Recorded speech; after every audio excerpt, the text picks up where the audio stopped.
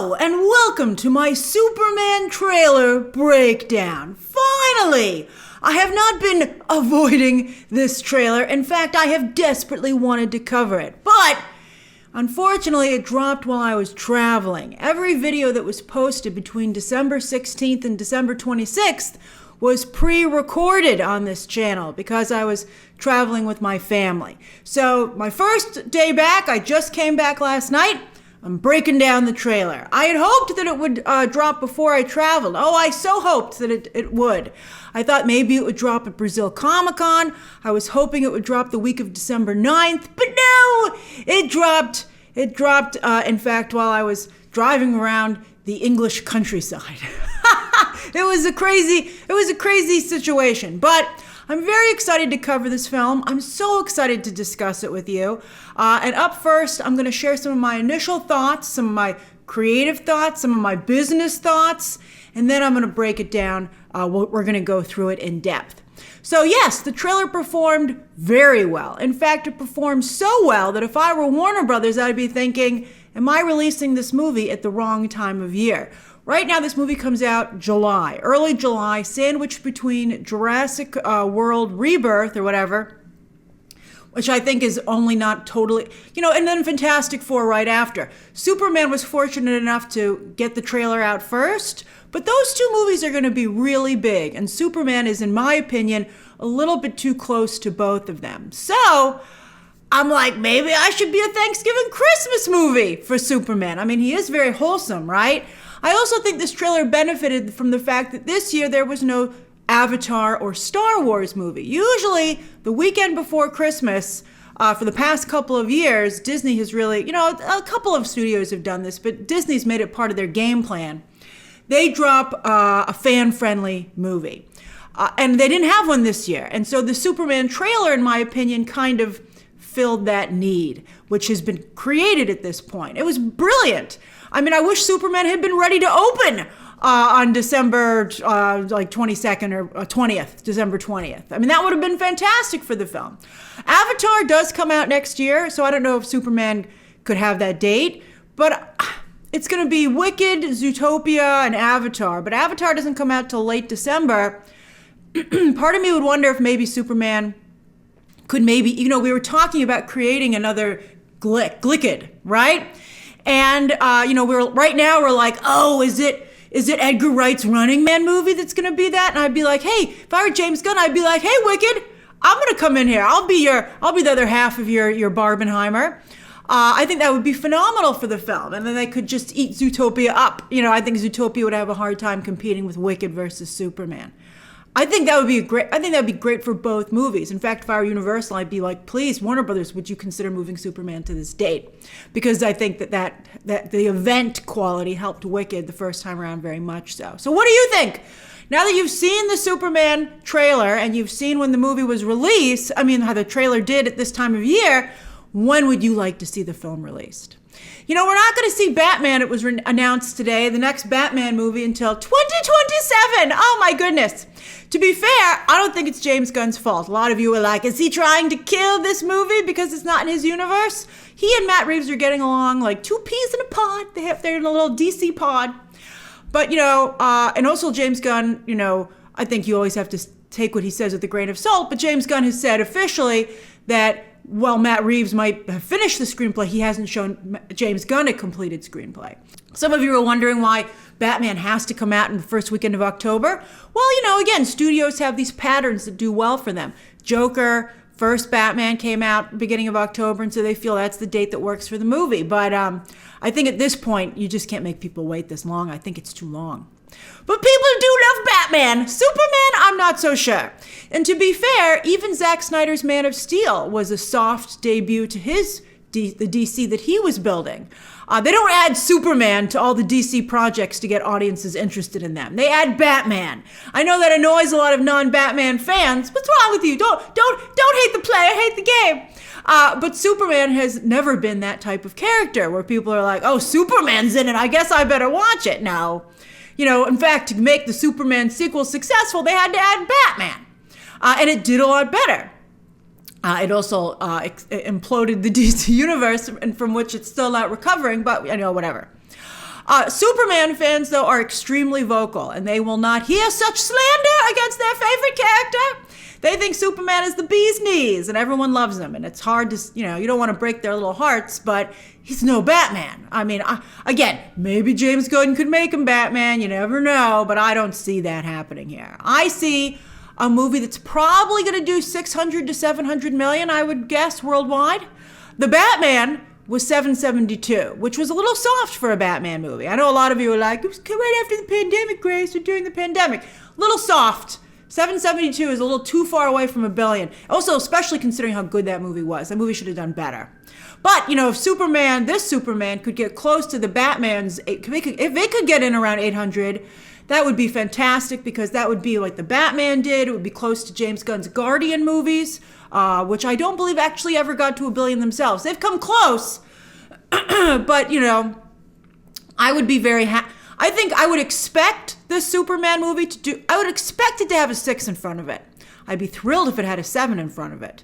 But obviously, I think the ideal thing in these days, it would be nice if it made $1 billion. You might be like, it's the first one. Doesn't matter. It's not the first one of these movies. The character is known. It should make $1 billion. Also, I think there's too much Superman. Superman's overexposed. Not only did we just come off of Zack Snyder's version of the character, but they literally just ended a very popular CW show, Superman and Lois, which Superman fans loved. They just loved it. They were like, finally, this got it right. So, here's James Gunn being like, here's another Superman. And you're like, but everybody just loved that one. The CW continues also to really hurt DC, because I think a lot of people just think of these characters at this point as CW characters. And I think the only way you can break that feeling is that you have to have the movie feel very cinematic. And this movie doesn't seem cinematic to me. It doesn't feel like the start of a new cinematic universe, by the way. It looks like The Flash, and many of you, I thought it looked like The Flash when I first saw the trailer, and some of you pointed out it's because it's from the same DP. And I think that was a mistake, because it looks a lot, and I liked The Flash, by the way. I thought that was actually a very solid movie, if not a good movie. I enjoyed it. But, I think this to me does not, it doesn't, I don't think it looks like a CW. I said it looked a little AI, because it's some very nice shots, but I think the picture is too clear. I think it's missing that cinematic feel. It doesn't have the grain. It doesn't have warmth, interestingly enough. Visual warmth. It certainly has story warmth, but it doesn't have visual warmth, which is something that's, I think, particularly important for a Superman story. One other thing before we dive into this trailer that I want to point out. So I've watched it a couple of times now, especially to do this video, my notes for this video. And I have to say, I'm sorry to say that Superman and I think Lex Luthor are both miscast. I like Nicholas Hoult a lot. I really do. His movies typically don't do well, which is why I've said maybe I probably wouldn't have cast him. Also, I don't think he looks like Lex. I think his features are too delicate. I also think for some reason, but Robert Pattinson won me over when I saw the movie, although he won me over as soon as I saw him in the trailers. So maybe I'll feel differently once I see Superman and Lex Luthor in the film. David Corenswet, I was advocating for him as well. He had, again, whoever gave him that S curl in The Politician, that Ryan Murphy miniseries, made David Corenswet's career, right? But I have to say, now that I actually see him, I think it's partially him. I think it's partially the suit. We'll talk about it when we do the trailer breakdown. He looks more like Jonathan Kent to me, which is currently Superman's son in the comics.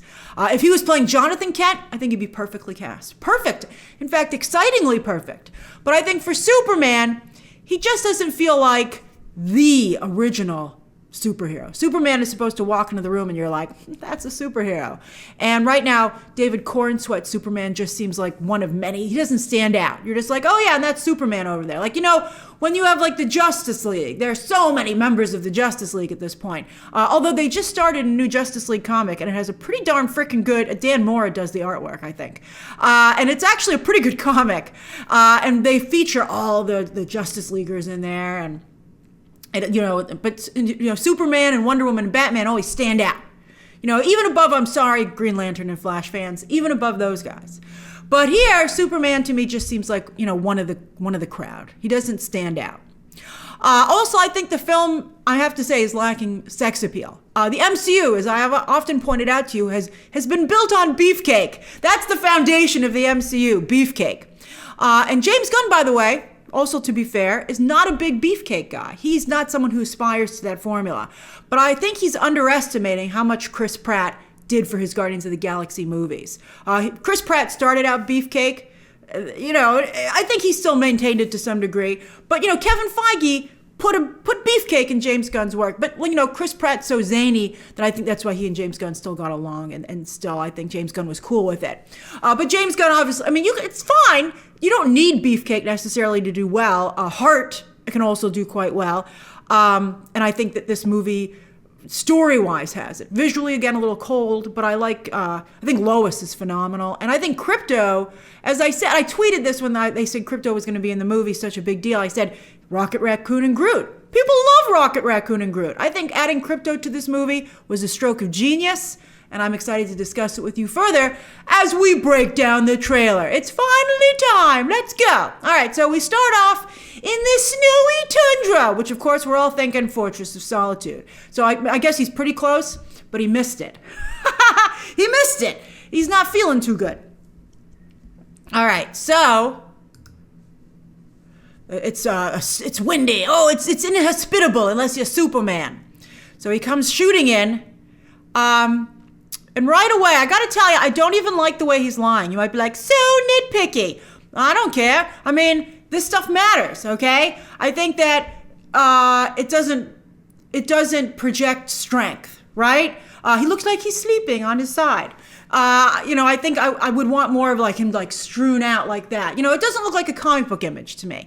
I'm not like, if I was the editor at DC Comics and an artist handed this in and says, this is the cover of the Superman issue, I'd be like, you gotta redo it. I can't see his face. You gotta show me his face. He should be like this, that's it. But it's a cool idea. It's a cool setup. But, visually, the camera's in the wrong place. And also, I think it makes him look small physically, right? Like that suit, it's hiding all his muscles, man. Like as many of you pointed out, David Corenswet did the work, but you can't tell that he did the work because he's wearing his jams. Okay, so here's Clark. I saw some people point out that James Gunn and his team brilliantly cast only extras of a certain height to make sure that David Corenswet, who's very tall naturally, stood almost a clear head above everybody else. Great idea. Very strong visually. I think that's very clever. This is obviously built, I don't know how I feel about this version of Clark Kent. It's clearly modeled after the All-Star Superman version of the character, where he changed his posture and made him look paunchier. And you would never guess that it was Superman. Here he kind of looks, he still looks leading man-y in my opinion. But it's fine. It's fine. I'm not blown away. I'm not like, who's that? I'm like, oh yeah, it's Clark Kent. So he's running to work. I gotta tell you, I appreciate, the clumsiness is good. I appreciate James Gunn insisting that people will still read newspapers in his universe. Ain't nobody read the paper. It's dirty, it's messy, it's hard to keep in order, but everybody still very much reads news sources on their phones. So the Daily Planet could certainly still exist, but I think that it's quaint and unrealistic, and I think it just kind of takes you out of it that people are actually reading a newspaper. It's just, why can't people just be on their cell phones and stuff like that? But everybody has a paper, I'm like, did you guys magically figure out a way to make it not get all over your hands? All right. So here's the Daily Planet. That looks pretty good. Again, you're like, oh yeah, it's the Daily Planet. It looks very, very good, but I'm not like blown away. That's the thing. There's like, you don't want to do, that thing like that Ryan Johnson did, what's Defying Expectations or something like that. But at the same time, you want to be like, I didn't know I wanted that. Like Krypto. Krypto is a good example of doing that. Where you're like, when someone said to you, what about Krypto in the movie? And you're like, that's stupid. And then you see it and you're like, oh, great idea. Here you're like, oh, it looks so much like the Daily Planet that it's a little boring. So that's just my thought on that. So he's been beaten bad. Some of you are surprised that Superman could bleed. Particularly, of course, because that was one of the lines that he was asked in Batman v Superman. Do you bleed? Apparently he bleeds a lot. Someone smacked him in the face a whole bunch. He's looking bad. Maybe that's why his face is in the ice. That would be even hilarious. He's like, oh God, my face, and just plants his face in the ice. That would be funny. But he missed a spot. But yeah, so he's badly damaged. I'm curious to see what could cause so much destruction to poor Superman. All right? Oh, he's not looking good. But I don't know. I still feel, I don't know, there's like a softness to it, which I don't know if Superman should have. That's a pretty good shot, though. Okay. So, you better hope it does well. James Gunn, beware Patty Jenkins' legacy, where Patty Jenkins was like on Wonder Woman 2. Remember, she was like, nobody did this but me. It was all me. And then it failed horribly, and everyone was like, well, it was all you, Patty. So, I just think I would have instead played up, it's the iconic DC superhero, right? I mean, like, once it does well, you'd be like, it was me. I mean, Kevin Feige doesn't have to plaster his name all over everything, and yet he's still very much at the center of the conversation. All right, so here's the newsroom of the Daily Planet. That looks not bad. I like all the screens, but they should technically be on different things, because, just like a newsroom would be. Although I have to say, if you look, for instance, like the New York Times, there should be a much bigger staff. Although maybe the Daily Planet, like many news organizations, has had some cutbacks. So this is a very small bullpen. Lots of space. How can they afford all that space? They'd never have that much space in real life. Real estate is expensive. So here's Lois. Rachel Brosnahan, you make me so happy. I have to say, I saw a quote from Rachel Brosnahan talking about why she and Superman/Clark Kent get along so well. And that's because they both fight for truth and justice, but in different ways. Although Superman's like, I technically fight both ways because I too am a reporter, but I don't see you saving anybody. Don't She-Hulk Lois Lane, please, where she goes around saying she's the same thing as Superman, if not better. Don't do it. We saw what happened to poor She-Hulk. But yeah, so I liked that idea of a reporter. Like, that's what a journalist does, and also fights for truth and justice. And they've taken out the American way, because we're a global universe these days, baby. All right, so I like that quite a bit. Just be careful how it's presented to the audience. So she's using a Daily Planet mug, and she's rooting the Daily Planet. If only she had a Daily Planet t-shirt on. That's a lot of Daily Planet. She's like, please don't make this newspaper go out of business. All right, so she's looking at it herself. Again, I don't know why. She should be on her cell phone. All right, but she looks great. I'm very excited about her, Lois. Could not be more excited about it. This might be some of the best casting of all time. All right. So, here we go. It's so Rachel Brosnahan. If you've ever seen Mrs. Maisel, you can totally see a lot of the performance similar. Oh, there's Jimmy in the front. He, too, is reading a paper. It must be hot off the presses. Is this like 6 a.m? Should they be focusing on tomorrow's paper? Also, now in the news organization, with it being a digital news cycle, it's not a 24-hour news cycle. You're not waiting for the next paper. You're dropping stories constantly. So where's Perry White yelling at everybody, being like, when did you drop a story? You should be dropping stories every few hours. Clark has a pretty nice desk. I'm shocked his desk is so nice. He must be doing pretty well already. This isn't an origin story, but wow. I don't even think Lois has as nice a desk as he does. That is a very nice spot. I mean, that's a coveted spot in the newsroom. He's got a corner. I mean, he's right near the hallway where he can see everybody, but yet he still has a little bit of privacy. Although I have to tell you, working at a cubicle sucks. You have almost no privacy. It's difficult. All right. Speaking of people take your chair, I've worked at a couple. Some of the iterations over the years of where I've been making these videos, sometimes I've been in a cubicle, and I always hated it. All right, so she's looking over at Clark. Interesting. She looks great. She looks so great. So there's Clark. He looks not as good. I mean, he's doing the, what, me, Clark Kent? I don't know. I prefer Christopher Reeve. Christopher Reeve's Clark Kent was very much in on the joke, right? Like, that Clark Kent was something he was putting on. Which I liked. I thought that was very funny between him. I liked the banter between Christopher Reeve and Margot Kidder. Here, it seems like he just is this person, or an amazing actor. He's like, and scene. All right. So, don't put that in there. We're in a different area, my friend. So there's the new Kent farm. I have mixed feelings on this. On the one hand, like, as someone who likes representation and, being very real, I like that it represents Middle America today and the hardships that Middle America is facing. But yet, I think a lot of what again, if you live in Middle America, I'd be curious to hear your thoughts on this. But I think that a lot of what Middle America has always prided itself on is that it represents an idealistic America. And I don't think, I don't see any element of that here. I'd probably maybe want an idealistic farmhouse that's seen better days, right? Although someone here might be like, dear Grace, that's my house, so thanks a lot. And I'm like, I'm sorry. The trees are beautiful. Those are some beautiful trees. And those cows are okay in the front. So Joaquin Phoenix will come running in and be like, protect these cows. What are you going to do with these cows? All right.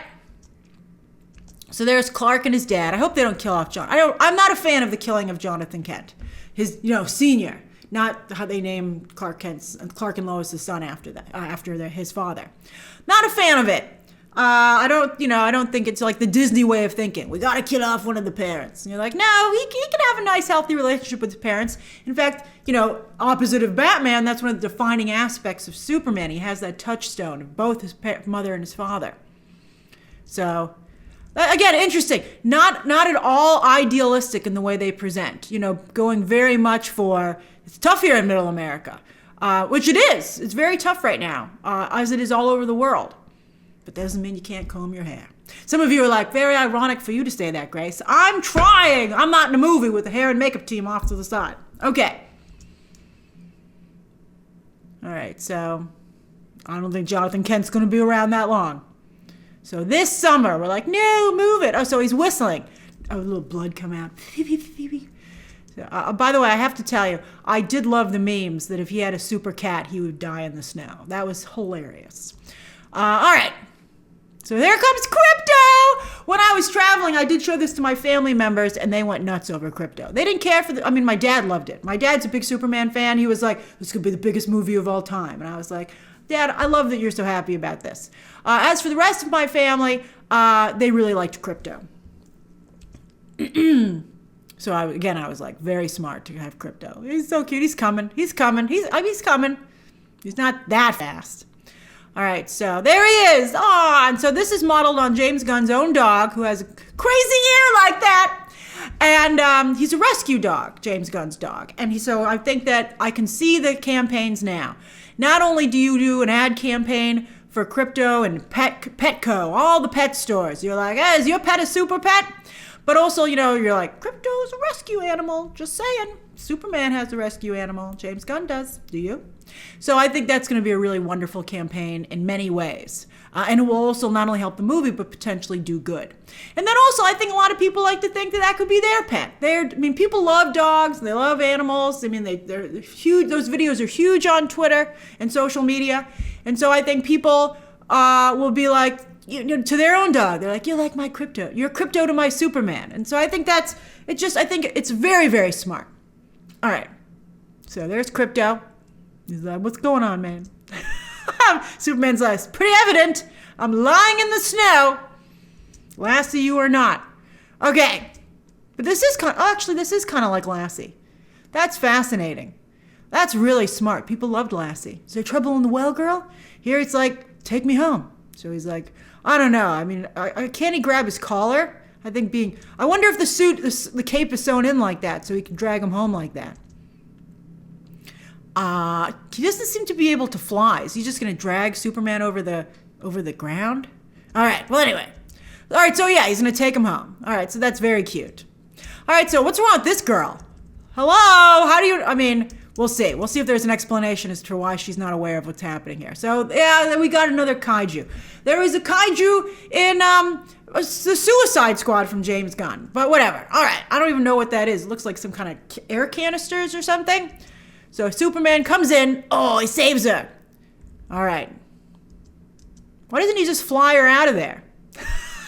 Superman's like, don't Monday morning quarterback me. Whatever. I'd be like, let's just leave because it could get worse. Just zip me out of here, man. All right. Because then it wouldn't be this amazing shot. Thank you. It's okay. I don't love this shot. All right. I love that shot. Love this shot. This is actually potentially my favorite shot in the trailer. It's a business shot. All right, so I love that Superman's flying by, and I love that Lex turns. That is an incredible shot. That is by far and away, I think it is my favorite shot in the trailer, and an amazing shot of Lex Luthor. It's everything that I want from this situation. So that's just great. Luthor Corps? What the F is Luthor Corps? Now, some of you are like, excuse me, Grace. That is the name of the corporation. Before Lex Luthor took over, his father had named it Luthor Corps because his name wasn't Lex. And so Lex changed it to Lex Corps when he assumed whatever, I don't care. Everybody knows it's Lex Corps, except for, and this is where it got interesting to me, Smallville fans, where it was called Luthor Corps. I didn't watch Smallville, but this is the problem with DC's fractured audience. There's so many different iterations that people are coming in small groups from different areas towards the same material. So Smallville fans are like, all of my dreams are coming true. And I'm like, where's LexCorp? So that's kind of like, I think, a little bit of an issue. They're like, LexCorp wouldn't fit over the space. All right, it's too short. But LexCorp is just such a cool name. And Luthor Corps, I gotta tell you, sounds not so great. How many scientific industrial companies are there in this stupid city? And so we got Luthor Corps, Stag Industries, as you're about to see, and then also Maxwell Lord is in the picture with Lord whatever. So you're like, three? We're starting to sound a little like the MCU here with all the tech companies over there. It's ridiculous. All right. I love the first shot of Lex. Hate this shot. So this makes me a little sad. He's got the evil pinky ring on, though. I have some family members who actually like pinky rings, and we always talk about that. We always joke about it. I'm like, oh, I see you wearing the supervillain pinky ring. And they're like, it's not just for supervillains. I'm like, I don't see anyone else wearing it. All right, so this is like, I don't know. So again, it's like, what version of Lex Luthor is this? Is it the animated series? That's the one I want. Is it Gene Hackman's silly one? Is it, the more scientific-based one, or like sci-fi fantasy from All-Star Superman, which is a big influence, James Gunn has said, on his version of Superman. But I'll tell you right now, Nicholas Hoult just has features that are too delicate for this character. Lex Luthor is a brick of a man. He's an old-fashioned, cigar-smoking, liquor-drinking, corner office guy. And John Hamm maybe would have been a good Lex Luthor, come to think of it. And also, I don't know. I mean, I guess they have to start somewhere, and the idea is they would play these characters for years. But I don't know. It seems a little bit like, they don't seem like full adults to me in the roles, right? So, yeah, but the features just don't work for me. Now, I know a lot of you love this shot. I wonder who's on those other little squares. Superman's in the center square, thank you very much, and he doesn't want to be. But I actually hate this shot. And I hate this shot because I think it looks like AI. I think it's too clear. I think that it doesn't look like it's in a movie to me. The camera movement just doesn't seem cinematic to me. There's something about it that just doesn't work. I mean, we'll see how I feel about it in the context of the film. But I don't care for the shot. All right, so, some of you have pointed out, I had said there was going to be a Middle East subplot to the movie. But I did report later on, and I appreciate all of you thinking of me, that it had been changed. And some people online said, well, this isn't the Middle East. It's like Central Europe. And I had said that because of the very real world travesties that are happening in the Middle East, that had been changed to another region. And that's what you're seeing here. So, but let's not dwell on that. I think I appreciate you guys thinking of me and defending me. It means so much to me. The scoop game ain't for the weak. But I think it's important also that we move on and we don't let that drag down the conversation. We noted it. You guys really noted it. And again, thank you. But I think now let's focus on the trailer. So apparently there's a big problem. This little boy's decided to hold up, he doesn't have a Jimmy Olsen signal watch, so he's going to try this. This could be tough for Superman because everybody just would do this. So he's decided that this is how he's going to call Superman to him. I think it's very moving. We'll see how it works. Now, this is weird to me. Why is that dirt, or is like the paint wearing off of his suit? Right? Was he in some kind of fight, so the yellow paint came off? I'm like, what is this suit made? I really don't like the suit. I'm sorry to say. I know some of you don't like like the skin tight suit. And I can understand that. Again, you know it when you see it. And now that we see it, I don't like it. I like it from the back because I like the cape effects that they've had. Very little cape action in this teaser trailer, by the way. I would have included that because I think that's something that's captivated most of us with the on-set photos. But he's got for someone whose hair gets messed up when he's flying. That's the funny thing. There was a big debate because they had like a teaser for the teaser, and when Superman was flying, his hair whips all over the place because it's like, I guess the idea is like being in a convertible, and boy, does your hair flip around all over the place when you're in a convertible. And there was a discussion as to whether or not that should happen when Superman's flying. I think it should not, and here is the reason. I'll tell you why. When he has to have super hair gel, whatever. But the thing is that when he stops, it would look like Beaker from the Muppets. Like his hair would just be like, whoa, all over the place. Like, why is it when he stops? it doesn't have to be like he stuck his finger in an electrical socket, but the curls would be all over the place. If the curls move like that when he's flying, they would not be so in place when he stopped, unless he does a quick super comb. That's why his suit isn't skin tight, because he needs pockets. And Batman's like, that's why I have the utility belt, thank you, and why my hair is under a cowl. All right, so he's got the curl. Everybody's very upset with him. He's like, I hate everybody. He's like, this is the human embodiment of Twitter and social media. What could he possibly have done? We'll find out.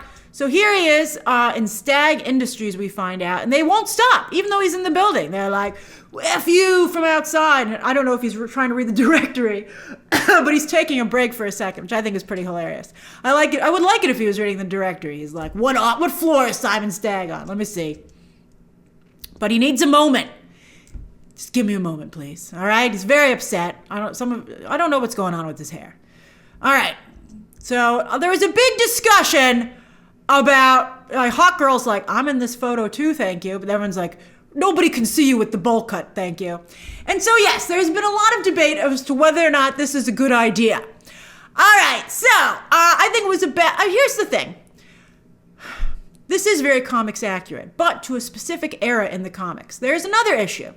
I don't think that the Marvel characters have changed that much over the years. The many years that they've been published over at Marvel. But DC characters have changed substantially from era to era. And I believe this is a Silver Age Guy Gardner. And this is what he looked like. But that's not what he looks like today, even in the comics. And I think that, James Gunn probably grew up reading comics for DC where Guy Gardner looked like this. And so to him, he's like, oh, I've recreated my youth. But I think that he has to realize that everybody, unfortunately, has a different idea of what Guy Gardner should look like. And then also, I think there's, comic books actually don't sell that many comics. The comic book audience is so tiny that it would never be enough. If every person who's ever read a DC comic, even just once or twice, went to see a movie, it would not make enough money. So you have to get people who don't read comics to want to see the movie. And that looks ridiculous to them, understandably. You can't pause the movie and James Gunn comes in with an old comic and says, but this is what he looked like. It doesn't matter. And again, it's one thing not to go to the beefcake route, but you don't have to go in the other direction. I think that Nathan Fillion and this hairstyle is perfect when it comes to the Silver Age, but that is not the Guy Gardner that anybody thinks of today. And so, this isn't the MCU Guy Gardner you would get. You would get a Guy Gardner who still had a somewhat silly haircut, but was still very effable. And although I'm sure someone's like, looks great to me. And so that's just the difference. And I'm surprised for all the things that James Gunn is borrowing from Marvel, including the freaking logo. That's amazing. That's one lesson that he just maybe refuses to or won't accept. But yet it's such a clear lesson. All right, so what he seems to be doing actually is closing up the windows. He's like, leave us alone, give us some privacy. Is he doing it for Superman's benefit, or he doesn't want to deal with them himself? All right, those suits, oh boy, good Lord, those suits are not forgiving. White is a tough color to pull off head to toe. Those suits look really bad. And I don't like that Mr. Terrific is stuck wearing that jetpack all the time. I'd rather he do a Magneto kind of disc feel, like flying thing. Again, there might have been some Silver Age comic where he had that ridiculous contraption on his back. But I've read recent Mr. Terrific comics, and he doesn't wear that. All right. So here's Hawgirl. Again, she looks pretty good. It's too clear, though. It's so clear. There's not even any blur. It's too clear. The sun is nice, because, Superman, of course, he's like, oh, she's got a giant glass of water behind her, or, whatever Superman likes to eat. It's just nourishment. But it's just too clear. It looks fake. And also, she doesn't look like Hawkgirl from the Justice League animated series. So that's my Hawkgirl. This is the problem with comic book adaptations. So I don't like it, okay? All right, she has the mace, though, at least. All right, so they're fighting this guy. I don't know who this guy is. I've never seen him in a comic. Everybody wanted them to fight Brainiac. I don't know what this is. All right. Metropolis looks pretty nice, though. I'm like, what's that park back there? Ooh, why is there nobody out? They're like, we don't want to pay for all the digital extras. And you're like, come on, man. All right, so he burps up a big fireball on him. I like this shot. Although, what is happening out there that Superman is not needed? He's like, again, he's not just one superhero of many where they're like, some other ones could take care of it. You're like, Superman, that's all you need. Superman, he'll take care of it. But I must say, it makes pretty good mood lighting. So that's fine. So that's very nice. Lois is like, yes, forget that, all the people who are in hurt. Let's smooch. Oh, there they go. They're smooching at a different time. Lots of smooching. All right, but also crying. Smooching and crying. That could be the subline of the Superman movie. Forget Superman Legacy. It's Superman smooching and crying. So this poor robot's dead. All right, why don't you just rebuild it? It's a robot. That's one of the benefits of you just reboot this thing. You know several tech companies. All right, so he's very sad. Is that the Fortress of Solitude? I don't like it when it's all crystals. All right, so that's Metamorpho. This is Anthony Kerrigan. I hope this works out. I love him so much from Barry. He's just a great actor. So I wonder what's going to be going on with his character. Because, obviously they're all coming over to Stag Industries to look into something that's happened. But you can see he's got the purple shoulder. He's also, again, very comics accurate. But, again, also you're like, I don't know how important Marvel is comics accurate just enough that you're like, oh, that's cool. But then you're like, it's tough. It's a tough call. It's almost like, in a comic book, the art is a big deal. And some artists aren't beloved by everyone. And I almost feel like James Gunn has done a comic book where the art, I'm like, I don't love the artist that you went with. But I'm still intrigued enough by the story that you've written that I'm going to pick it up and read it. But I don't love the artist. I guess that's a good way to describe it. I like this building domino, though. Is Superman going to catch it? But when the building just break up, every building in Metropolis has to be able to be stiff as a board if it falls over so Superman can just grab it. But that's still very cool. You know that Superman's going to come flying in, or maybe he won't, and that's the whole thing. All right, so there, again, just doesn't look good as Lex to me. I'm sorry. He doesn't work. He needs a stronger chin. All right. He's having a bad day, though. Look, apparently, he's crying, too. My title is perfect. There's no crying and superheroing, Lex. All right, so as many people pointed out, that's the country of Boravia. It's fake comic book country. The comic book readers are used to that all the time. GBS News. Although, just isn't the Daily Planet put out any video out? Is that a Luthor television? That's hilarious. Okay, it's very evil. It's recording what you're doing. All right, so there's Superman. Oh, so there he's getting dragged. He is getting dragged on the ground. Oh, man. Hold your head up, Soups. So everybody believes this might be Ultraman, which is like basically a duplicate Superman. So probably when that mask comes off, it'll be David Corenswet. So let's see. Everyone's like, not the Homelander subplot the Homelander twist that we never got. It's basically the same, because, in the comics, Black Noir was actually Homelander. All right. So, what's more American than Superman fighting in a baseball stadium? Although he's not American anymore, so think about it. All right. That's pretty good. Look at that digital grass just getting messed up. All right, so Mr. Terrific. I'm surprised that the mask is 3D, like an applique instead of makeup. I believe in the comics that it's makeup instead of an applique. It looks very cool. I still feel, Eddie Gathegi did the work to build up his physique to play a superhero. Again, I think the costume largely hides the work that he did. But I still feel that they're doing a B supporting character, like a B level character, a supporting level character treatment to a character that I feel has leading man potential. Like, if I were running DC, like Peter Safran and James Gunn, I would feel that Mr. Terrific could spin out of this and have his own movies or his own TV show. And maybe he still could. Let's see the performance. Although Eddie Gathegi's been acting for so long, he was in the X-Men Matthew Vaughn movie, has failed to make an impression ever. So maybe it was just the right role, waiting for the right role. But, like for instance, there's just missed opportunities. Like the T-spheres. Do you see the T-spheres there? Those are so cool. They're supposed to float around Mr. Terrific at all times, like an atom. Again, like Magneto in X2. I kind of would want a little bit of the X2 Magneto approach for Mr. Terrific. That's what I'd be looking at. And many of you have pointed out, Michael Holt, the Mr. Terrific character, is supposed to have his own company. Why on earth would he be working for Maxwell Lord, who's funding the Justice League in this Superman movie? If you're going to have tech companies, multiple tech companies in Metropolis, why isn't Mr. Terrific's one of them? I mean, look what he can make. He better have made those freaking T-spheres himself. If Maxwell Lord made those spheres, James Gunn better hide from the internet on that one. But anyway, they should be constantly orbiting around him because they do all kinds of things. They not only can create a force field, but they should also be able to create a force field that he stands on to levitate on. Look, I solved your problem right there. You don't need that stupid jetpack. You just create a force field platform and you fly on that. They would be able to do projections like Tony Stark does when he's like talking about, as visual aids, to go along with what he's explaining, schematics, all that stuff. The T-spheres are incredible. And so they should be, whenever you see Mr. Terrific, those spheres should be there. I mean, I know that's expensive, but I don't care. Are we doing Mr. Terrific or are we not? Who is he protecting there? I wonder if that's Lois. Maybe that's Lois, actually. All right. So there's Lois. There, we've reached more smooching. I actually like this shot a lot. Those shoes, those are crazy shoes. I don't know. Part of me feels maybe I would wear those. Look like the kind of shoes that I would want to buy, but then thankfully someone would talk me out of.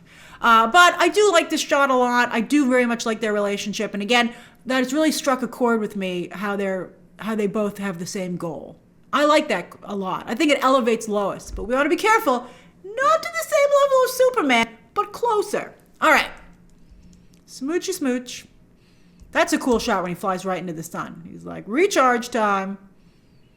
So, yes. Just gives him a hug.